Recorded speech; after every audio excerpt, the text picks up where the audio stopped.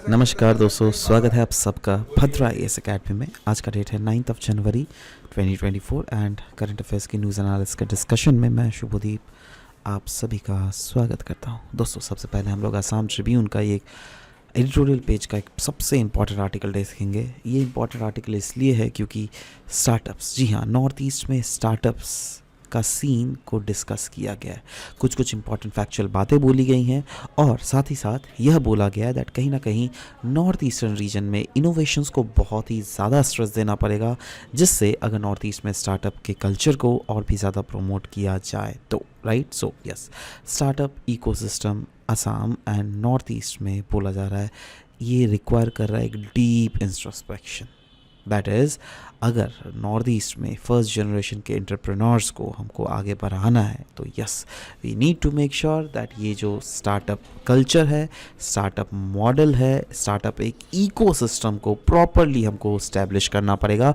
और ये जो इकोसिस्टम होगा ये एक सस्टेनेबल और सेलेबल मॉडल से होना चाहिए। मतलब ऐसा नहीं दैट हाँ 4-5 साल तो आराम से बढ़े बट बाद में वो सस्टेन ना कर पाए, राइट। और साथ ही साथ एक ऐसा मॉडल होना चाहिए, जैसे अगर आप कोई प्रोडक्ट या फिर कोई सर्विसेज बना रहे हो तो डिमांड भी तो आना चाहिए ना। तो वही ऐसा मॉडल होना चाहिए जो क्या सेलेबल मॉडल हो, राइट। और इसीलिए तो बोला गया है Assam and different other north eastern state, जिसमें 8 टोटल नॉर्थ ईस्टर्न स्टेट्स है, they require ecosystem of innovation. मतलब इनोवेशन का एक इकोसिस्टम को हमें बहुत ज़्यादा ज़रूरत है और इसी से हम लोग मेक श्योर कर सकते हैं आसाम या फिर नॉर्थ ईस्टर्न स्टेट्स में स्टार्टअप्स और भी ज़्यादा बूम अप कर सके। देखो, स्टार्टअप्स के पीछे पहले बात तो ये डिस्कस करते हैं क्यों इतना फोकस किया जा रहा है। क्योंकि आप कोई भी देश उठा के देख लो, whether it be European nations, whether it be North American countries, what you will observe is that they are those kind of countries जहाँ पे अगर स्टार्टअप कल्चर अगर देखोगे बहुत ही पहले से इस्टेब्लिश था। स्टार्टअप होता क्या है, जैसे हम लोग क्या करते हैं, आप लोग क्या कर रहे हैं, सरकारी नौकरी के पीछे भाग रहे हो, right. So that is not a startup, that is an governmental created job post जहाँ के लिए आप अप्लाई कर रहे हो, राइट। बट कोई बंदा क्या होगा, वो सोचेगा नहीं भाई मैं इसमें नहीं जाऊँगा, मैं अपना एक कंपनी खोलता हूँ। देखो, अभी आप क्या हो, अभी आप एज एन एम्प्लॉई हो, जो कि आप कोई एम्प्लॉयर के पास जा रहे हो दैट मुझे नौकरी दे दो। बट कल को अगर आप अपना कंपनी खोलोगे तो you will become the employer, if you know what I mean, right. So अगर आपका खुद का कंपनी हो ना, then that is a startup. समझ रहे हो बात मैं क्या बोलना चाह रहा हूँ यहाँ पर, राइट। सो यस, अगर स्टार्टअप देख लोगे वेस्टर्न कंट्रीज में बहुत ज़्यादा है, बट हम इंडिया में अभी धीरे धीरे देख रहे हैं, आ रहा है। मैं कुछ फिगर्स आपके साथ डिस्कस करूंगा तो you will be shocked bye hearing those figures, right. देखो, बोला जाता है 2014 के पहले इंडिया में अराउंड सिर्फ 4000 स्टार्टअप्स ही थे।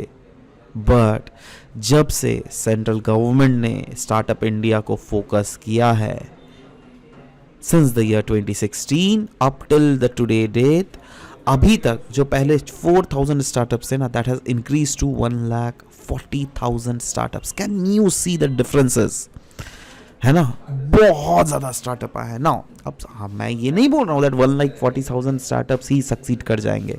अरे भाई, बट इसमें कुछ तो करेंगे ना सक्सीड, हमें तो वही कुछ ही चाहिए ना। अगर 100% तो सक्सेस रेट नहीं होगा ना। सो वही बोला गया, if we examine the situation in Assam, मतलब ये तो चलो इंडिया का सिचुएशन है, व्हाट अबाउट असम। असम में अगर देख लीजिएगा तो there were only 7 startups in the year 2016। Figure देख रहे हो, एकदम गिन सकते हो, you can count out by your hand के fingers as well, 7 startups. But 2022 में it has grown to 725। Now numbers तो बड़े हैं, है ना। Undoubtedly this numbers are not that good. अगर इंडिया का कंपैरिजन के इंडिया नेशनल एवरेज देखोगे तो no, this figure is not good, right. But this does not seem to be encouraging as well, right. Now सवाल होता है आज हम के सेशन में जो हम लोग डिस्कस करेंगे, दैट क्या क्या ऐसे सेक्टर्स है, क्या क्या ऐसे रोड ब्लॉक्स है जो क्या स्टार्टअप कल्चर को आने के लिए रोक रहे हैं इंडिया में और overall north east and as well as Assam में। तो देखो, इंडिया में अगर देख लोगे, प्रॉब्लम पता है क्या है, पेटेंट से प्रोडक्ट का कन्वर्जन बहुत कम है। अब देखो, आपने कोई प्रोडक्ट बनाया, उसका पेटेंट करवा लिया, बट उसका प्रोडक्ट का कमर्शियल प्रोडक्शन करोगे तब ना वो मार्केट में बेच पाओगे जी, है ना। इनफैक्ट ऐसी बात नहीं है दैट सरकार अपने तरफ से कुछ हेल्प नहीं कर रही, नहीं। टेक्नोलॉजिकल डेवलपमेंट बोर्ड बना है जो क्या प्रोवाइड करता है techno commercial support in financial, I mean as a financial support. But yes, अभी भी we lack innovation in true sense. वही बोला जा रहा है दैट इनोवेशन में अभी भी कमी है। We see many failures as most of the patent do not get commercialize. बहुत सारे पेटेंट्स हो तो जाते हैं, फाइल तो कर देते हैं, बट उसको कमर्शियलाइज कर नहीं किया नहीं जाता, राइट। आपने शायद वो देखा होगा, एक क्या फिंगर में जो ऐसे करके घुमा के स्ट्रेस बूस्ट करते थे ना, रुको, इस टाइप से कुछ एक, क्या उसको बोला जाता था, ऐसे कुछ एक, है ना, ये वाला इस टाइप का डिज़ाइन का कुछ एक बना हुआ रहता था, राइट। इसको सिर्फ घुमाते थे, है ना, और इससे स्ट्रेस बूस्ट होता था। वो पता है आपको, कहा जाता है दैट वो बहुत ही पहले उसका पेटेंट करवा लिया गया था, यूएस में किसी महिला ने करवाया था। बट पेटेंट का भी तो एक टाइम पीरियड होता है ना, वो टाइम पीरियड लॉस्ट होने के बाद ये चीज़ वायरल हुआ, समझ रहे हो बात।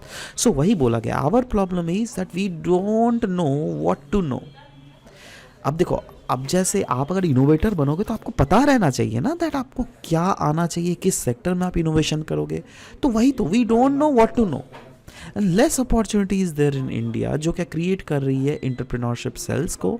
इंडस्ट्रियल विजिट्स, बिजनेस आइडिया के चैलेंजेस भी हमें बहुत ज़्यादा देखने को मिल रहे हैं। इनफैक्ट नॉर्थ ईस्ट इंडिया में ही we do not have big industries being aligned to the local needs. It is big scope for entrepreneur sector. North east India में यस, हमारे पास बड़े बड़े इंडस्ट्री नहीं है। और क्योंकि अगर देख लीजिएगा, लोकली भी बहुत चीज़ ऐसे प्रोडक्ट कर रहे हैं जिसको अगर आप देखो, इसको एज एन एंटरप्रेन्योरशिप स्किल्स में आप ढाल सकते हो। फॉर एग्जांपल, बैम्बूज के कितने ज़्यादा प्रोडक्ट बनते हैं ना, है ना। वो क्या हो रहा है, वो तो एक कॉटेज इंडस्ट्री है हमारे देश में, स्पेसिफिकली नॉर्थ ईस्ट इंडिया में। अब इसी इंडस्ट्री को अगर आप कमर्शियलाइज करना चाहते हो तो yes, you have to take this step, right. So वही चीज़ यहाँ पे बोला गया। बट यही चीज़ ना, दैट बड़े बड़े इंडस्ट्रीज ही नहीं है, अगर है भी तो वो छोटे छोटे फॉर्म में। जैसे कि मैंने बोला बैम्बूज, उससे कॉटेज, मतलब बैम्बूज के प्रोडक्ट बना रहे हो, राइट। आपकी फैमिली बना रही है, मेरी फैमिली बना रही है, बट हम लोग दोनों एक साथ तो एक कंपनी के अंडर तो नहीं बना रहे। आप अलग बिजनेस कर रहे हो, मैं अलग बिजनेस कर रहा हूँ, राइट। तो वही बोला गया दैट बड़े बड़े इंडस्ट्रीज की कमी है। तो सवाल होता है, व्हाट इज़ द नीड, हम लोग कैसे इंश्योर कर सकते हैं दैट इनोवेशन कल्चर को और भी ज़्यादा प्रमोट किया जाए। तो बोला जा रहा है much more effort is necessary, जिससे हम लोग को ट्रेन करना पड़ेगा यंग माइंड्स को हम लोग को ट्रेन करना पड़ेगा दैट आप प्रॉब्लम्स को देखिए फ्रॉम डिफरेंट पर्सपेक्टिव। और deep digital penetration is very much important, क्योंकि बोला जा रहा है there is always a fear of being obsolete if we do not act fast. अगर आप अभी इनोवेशन ले आ रहे हो, कोई बात नहीं, दुनिया रुकी नहीं है, दुनिया आगे बढ़े जा रही है। आप नहीं इनोवेशन ला रहे हो, कोई दूसरा ला देगा। सो वही बोला जा रहा है, it is the duty of every society to reward people who try and fail. हमारी सोसाइटी क्या है, अच्छा बेटा अगर कोई या फिर बेटी अगर कोई भी बिजनेस में फेल हो गई, ये तू तो कुछ करनी नहीं आता था, फालतू का बिजनेस किया, कोसती है उल्टा, राइट, है ना। तो वही बोला गया, हम लोग को रिवॉर्ड करना पड़ेगा वैसे लोगों को जो क्या ट्राई और फेल करते हैं, है ना। And priority should be on creating an environment जहाँ पे ग्रेजुएट्स को एज एन इकोनॉमी ट्रीट किया जाए, नॉट एज एन स्टूडेंट। आप तो एज ए स्टूडेंट अगर कोई बच्चों को ट्रीट करो, इसका मतलब क्या, उसको सिर्फ आप मार्क्स ही लेने के लिए आप प्रोमोट करवा रहे हो, नहीं, वैसे मत करो। आप उनको इकोनॉमिक एंगल से देखो, आप देखो दैट वो क्या फ्यूचर में हमारे देश के इकोनॉमी में कोई चीज़ कंट्रीब्यूट कर सकता है, right? We need to have a look onto them like this, right? Interaction between various organs of the country, जैसे government, institutions, industries, innovators, हर एक स्टेक होल्डर्स के बीच में प्रॉपर इंट्रैक्शंस होने की बहुत ज़्यादा ज़रूरत है। Entrepreneurship education is yes undoubtedly it is very important, क्योंकि देखो अगर एंटरप्रेन्योरल एडुकेशन मिलेगा, वो भी कैसे मिलेगा, यस एकेडमिया, इंडस्ट्री और गवर्नमेंट जब एक साथ आएगी, जिससे क्या इंटरडिसिप्लिनरी वे में अगर दोनों हर एक इंस्टीट्यूशन कोलाबोरेट करे तो यस हम लोग ऑप्टिममली यूटिलाइज कर सकते हैं ह्यूमन रिसोर्स को, राइट। नेक्स्ट हम लोग बात करेंगे स्वामित्व स्कीम के बारे में। स्वामित्व स्कीम क्यों न्यूज़ में था, क्योंकि it has won the best innovation award for innovation sandbox presentation during the public policy dialogue of 2024। Now ये इनिशिएटिव स्वामित्व स्कीम है क्या? देखो, ये कोलाबोरेटिव एफर्ट है ministry of Panchayati Raj, state Panchayati Raj department और स्टेट रेवेन्यू डिपार्टमेंट्स और सर्वे ऑफ इंडिया का, जिसको लॉन्च किया गया as a centre sector scheme in the year 2021। और इसका एम है दैट मैपिंग किया जा सके हमारे देश के लैंड पार्सल्स जो कि रूरल अनइनहैबिटेड एरियाज में है, और that too using drone technology. देखो अभी क्या होता है ना, अभी अगर आप रूरल इंडिया देखोगे, यहाँ पे बहुत ज़्यादा लैंड माफियाज होते हैं, राइट? है ना, आपने अगर लैंड खरीद लिया तो it is not important that you will get that land, right? So likewise वही बोला गया दैट लैंड माफियाज होने के कारण जो रूरल रीजन के लैंड है ना, उसको ड्रोन टेक्नोलॉजी के थ्रू मैपिंग किया जाएगा, जिससे कि एक इंटीग्रेटेड प्रॉपर्टी वैलिडेशन सोल्यूशन मिल सकता है आपको रूरल इंडिया में। स्वामित्व प्रॉपर्टी कार्ड्स इस स्कीम के तहत दिया जाएगा, जो कि फैसिलिटेट किया जाएगा मोनेटाइजेशन ऑफ प्रॉपर्टीज़, जिससे आप लोन्स भी ले सकते हो इस कार्ड के थ्रू, है ना? तो ये इजी ना होगा, कहीं ना कहीं फाइनेंशियल इंक्लूजन भी हमारे देश में बढ़ेगा। पर्पस अगर देख लीजिएगा, यस, ये ग्राउंड बेट की इनिशिएटिव है जो कि हार्नेस करती है इनोवेशन और new technologies to transform the landscape of land ownership in rural areas. और टारगेट क्या है? Yes, target year of completion जो है वो 2024-2025 तक है। एवरेज अगर एरिया कवरेज एरिया देख लीजिएगा तो the scheme has been saturated with generation of property cards of all the inhabited villages of Haryana, Uttarakhand, Puducherry, Andaman and Nicobar island and Goa. Lancet Countdown report 2023 को भी हम लोग डिस्कस करने वाले हैं। नाउ एक नया रिपोर्ट आया है जिसमें क्लियरली बोला गया है that lands are countdown on health and climate change. इस रिपोर्ट ने वार्न किया है several health consequences of climate change in India. Now Lancet Countdown ये ग्लोबल रिसर्च कोलाबोरेशन है जो कि ट्रैक करता है relationship between the public health and the climate change. 2023 का अगर रिपोर्ट देख लीजिएगा तो यस, ये ट्रैक करता है relation between health and climate change across 5 की डोमेन और 47 इंडिकेटर्स। इनफैक्ट वार्न किया गया दैट बाई द ईयर देखा गया है दैट 2018-2022 के बीच में एवरेज जो समर टेम्परेचर है वो इंक्रीज़ हुआ है by the year 0.5 degree centigrade. और ये किसका कंपैरेटिवली देख लीजिएगा, 1986 से 2005 के अगर कंपैरिजन देख लीजिएगा, जितना एवरेज टेम्परेचर था, इसका एवरेज जो है 0.5 डिग्री तक बढ़ा है, राइट? और इसके कारण बहुत ही ज़्यादा हमें इम्प्लीकेशंस देखने का मिल रहा है पब्लिक हेल्थ के ऊपर, राइट? सो मेनली जो रिपोर्ट का हाईलाइट है यही बोल रहा है दैट ग्रेव और माउंटेनिंग थ्रेट हो रहा है to the health for further delayed action on climate change, right?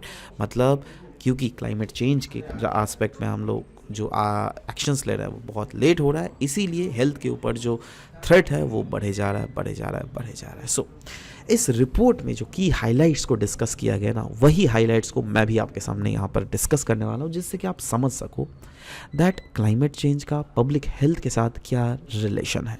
सो सबसे पहला, राइज इन टेम्परेचर, है ना, vulnerable group at risk, impact on health, economic fallout, urgent call for action. So let's see each and every one by one. First of all, rise in temperature. Now, अब देख लीजिएगा, climate change के कारण undoubtedly temperature बढ़ रहा है, right? Temperature बढ़ रहा है तो थ्रेट किसको ऊपर रहा है? नॉर्मल लोगों के लाइफ पर, हेल्थ पर, वेलबींग पर, क्योंकि इससे क्या हो रहा है? टेम्परेचर बढ़ रहा है तो स्ट्रेस बढ़ रहा है, इससे डेथ्स हो रहा है, हीट रिलेटेड डिजीजेस बढ़ रही है क्या नहीं? Next, vulnerable group at risk due to elevated temperature. Old जो वल्नरेबल पॉपुलेशन कौन है? Older individuals, socio economically deprived community, very young children, pregnant women, है ना, ये लोग जो है रिस्क में है। नेक्स्ट, हेल्थ में अगर इम्पैक्ट देख लीजिएगा, यस, देखो दो कैटेगरी है, एक तो child under the age of 1, एक है adult above the age of 65, right? Now under the age of 1, above 65, under the age of 1 अगर देख लीजिएगा 43% इंक्रीज हमें देखने को मिलेगा हीट वेव डेज में, और 216% increase in heat wave days above, मतलब अबव द ईयर, मतलब कम बच्चों के बीच में अगर देख लीजिएगा, है ना, और एडल्ट्स में अगर देख लीजिएगा, ये फैक्शंस जो है कहीं ना कहीं चेंज। चलो बच्चों को तो चलो आप आराम से संभाल के रख सकते हो, और ये दुनिया का एवरेज है। ये आपको इंडिया में लग रहा है ना दैट अरे बच्चे को कैसे इम्पैक्ट होगा, अरे ठीक है इंडिया डेवलपिंग स्टेज में है, बट पूरा दुनिया डेवलपिंग स्टेज में नहीं है ना, पूरा दुनिया का एवरेज यहाँ पे बताया जा रहा है। इकोनॉमिक फॉलआउट, एग्रीकल्चर वर्कर जो है ना, उनको सबसे ज़्यादा फेस करना पड़ेगा। पता है क्यों? क्योंकि 4% पोटेंशियल आवर्स उनका खटने का जो आवर्स है वो लॉस हो चुका है। इनफैक्ट उनके पोटेंशियल इनकम में 55% तक लॉस हमें देखने को मिल रहा है। 222 में India has lost 191 billion labour hours. क्यों? हीट के कारण, which was 54% more than the year 1991 से लेकर 2000। अर्जेंट कॉल फॉर एक्शन बोला जा रहा है। रिपोर्ट का स्ट्रेस दिया गया है दैट एक क्रिटिकल नीड है फॉर इमीडिएट एक्शन, जिसके तहत एम्फसाइज किया जाएगा on urgency of strengthening the local health system. और ये कैसे करोगे? ऑफ कोर्स क्लाइमेट चेंज जो हो रहा है उसको हम लोग ख़त्म नहीं कर सकते, बट उसके साथ साथ हम लोग को अडेप्ट करने की ज़रूरत है। हमें रिड्यूस करना पड़ेगा इसके लिए ग्रीन हाउस गैस के एमिशंस को। और एयर पॉल्यूशन के रिलेटेड अगर देख लीजिएगा तो उस रिपोर्ट में लिखा हुआ था दैट हेल्थ इम्पैक्ट जो है ना एयर पॉल्यूशन के रिलेटेड, जिसके कारण डेथ्स बहुत ज़्यादा बढ़े जा रहे हैं, वो भी हमें देखने को मिल रहा है। Right, that is air pollution के कारण स्मॉल पार्टिकुलेट मैटर 2.5 जो है वो ह्यूमन हेल्थ को इम्पैक्ट कर रहा है। क्योंकि आप जब सांस ले रहे हो हवा में, आप पार्टिकुलेट मैटर 2.5 पार्टिकुलेट मैटर 10 को इनहेल कर रहे हो। राइट, तो इससे क्या हो रहा है? हेल्थ को नेगेटिव इम्पैक्ट पहुंच रहा है। Energy transition to renewable energy is identifies as a crucial step to mitigate air pollution. जी हाँ, रिन्यूएबल एनर्जी में जो ट्रांजिशन है ये इसको एक क्रूशियल स्टेप की तरह देखा जा रहा है दैट अगर ये किया गया तो यस एयर पोल्यूशन तो मिटिगेट होगा ही, बट साथ ही साथ ग्रीन हाउस गैसेज एमिशन भी रिड्यूस होंगी, प्रमोट होगा यूनिवर्सल अफोर्डेबल और क्लीन एनर्जी। ड्रॉट, इंडिया का वल्नरेबिलिटी अगर देख लीजिएगा टू एक्सट्रीम वेदर इवेंट्स, ये इंक्लूड कर रहा है ड्रॉट, और